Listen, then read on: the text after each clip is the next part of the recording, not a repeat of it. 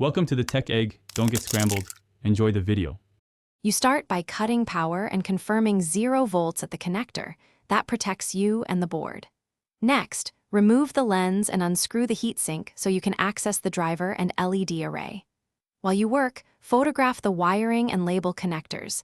This prevents mistakes when reassembling. Use a multimeter to check for open traces and measure driver output voltage. Once done, set aside parts in order and get your replacement components ready so you can proceed without pausing. You now isolate whether the fault is in the driver or the LED string by testing outputs and continuity. Apply power to the driver with the LED disconnected and measure the open circuit voltage. A missing or erratic output points to driver failure.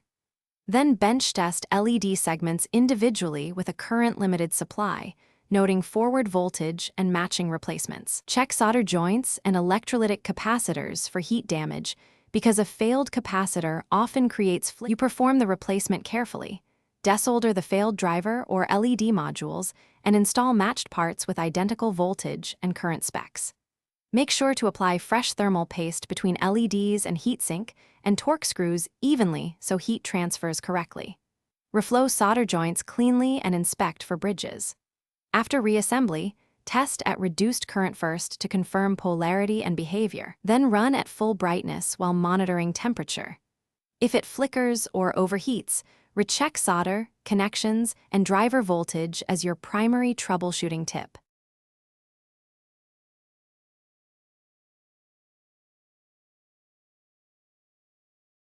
Thanks for watching. Consider subscribing if I helped unscramble your problems.